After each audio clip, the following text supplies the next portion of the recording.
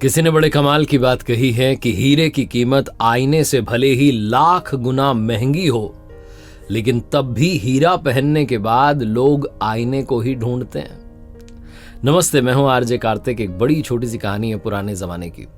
मिट्टी खोदने वाला एक मजदूर था और वो मिट्टी खोदने के बाद उस मिट्टी को अपने गधे पर लाद करके कारीगर तक पहुंचाता था। एक दिन मिट्टी खोद रहा था तो मिट्टी खोदते खोदते उसे जमीन में से एक चमकीला पत्थर मिला। बड़ा अट्रैक्टिव था, उसे बड़ा पसंद आया। उसने उसको बिना देरी के अपने गधे के गले में जो है बांध दिया और फिर से मिट्टी लाद करके जाने लगा। जब वो मिट्टी लाद करके उस गधे को लेकर के जा रहा था अपने कारीगर के पास में, तभी उसे रास्ते में उस गांव के एक सेठ जी मिले। छोटी सी किराने की दुकान चलाते थे, सारे गांव वाले सेठ जी कहते थे उनको। सेठ जी ने कहा, मेरे भाई इसको कहाँ लेकर के जा रहे हो गधे को? बोले बस वही अपने काम पर जा रहा हूँ। बोले नहीं, गधे के गले में जो है इसको कहाँ लेकर के जा रहे हो? बोले बस ये तो अब आज से मेरी हो गई, मुझे मिली है जमीन में। सेठ जी ने कहा, ये चमकीला पत्थर मुझे पसंद आ रहा है, मुझे दे दो। कितने में दोगे? तो गरीब आदमी था, उसने कहा 1 किलो गुड़ दे दो आप, मैं आपको दे दूंगा। सेठ जी ने 50 रुपए का 1 किलो गुड़ जो था उसको दे दिया। उससे वो चमकीला पत्थर ले लिया। अब सेठ जी को भी बड़ा पसंद आ रहा था, बड़ा चमक रहा था।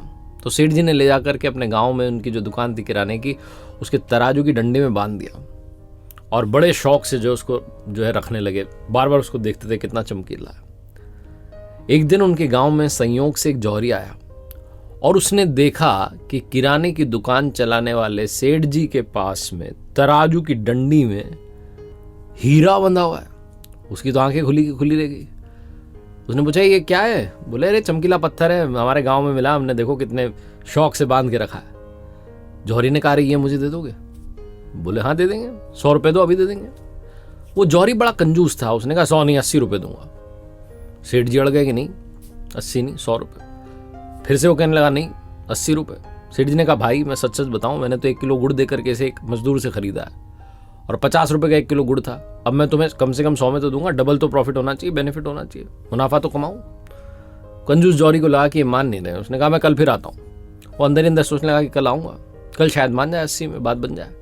ये सोच करके वो उस चमकीले पत्थर को यानी कि हीरे को वहीं छोड़ करके चला गया।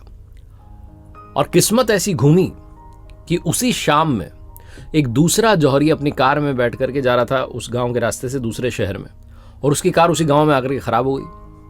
उसकी कार खराब हुई तो वो इंतजार करने लगा कि ड्राइवर उसे ठीक कर दे। तो अब क्या करे, तो गांव घूमने लगा तो वहां देखा कि किराने की दुकान है, सेठ जी बैठे, सोचा कुछ खाने पीने का आइटम ले लेते हैं। दुकान के पास गया तो जाकर के देखता है कि वही तराजू की डंडी में एक चमकीला पत्थर जो है वो टंगा हुआ है, यानी कि हीरा बंधा हुआ है। और उससे रहा नहीं गया, उसने भी पूछा, भाई ये कितने का दिया? सारे काम छोड़ो, ये बताओ। सेठ जी ने कहा, देखो भैया 100 रुपए का, इससे 1 रुपया कम नहीं है। आज सुबह भी एक आया था, ये ले जाना चाह रहा था, कह रहा था 80 रुपए, मैंने मना कर दिया। 100 रुपए से 1 रुपया कम नहीं, लेना हो तो लो, नहीं तो बात खत्म करो। दूसरा जो जौहरी आया हुआ था बड़ा समझदार था, फटाफट उसने 100 रुपए का नोट दिया, वो चमकीला पत्थर यानी कि हीरा रख लिया और जैसे ही कार ठीक हुई रवाना हो गया कि कहीं वापस ना ले ले सेठ जी। अगले दिन वो कंजूस जौहरी आया और कंजूस जौहरी आकर के देखता है कि तराजू की डंडी में से वो गायब है। पूछने का, कहाँ गया वो पत्थर? सेठ जी ने कहा, वो तो एक दूसरा आदमी आया था, कल शाम में लेकर के गया, उसने मुझे 100 रुपए दे दिए। कोई उसने ना नुक्कर नहीं की, बिना देरी के 100 रुपए दिए लेके गया। वो जो कंजूस जौहरी था उसे बहुत गुस्सा है कि क्या हुआ, हाथ से आया मौका निकल गया। अब गुस्से में क्या करे, गुस्सा निकालना था। तो उसने सेठ जी को कहा कि तुम्हें पता भी है, चमकीला पत्थर नहीं था, वो बहुत महंगा हीरा था और तुमने उसे ऐसे ही दे दिया 100 रुपए में। सेठ जी भी बहुत कलाकार थे, उन्होंने कहा, भाई मेरी छोड़ो, मुझे तो पता भी नहीं था कि वो हीरा।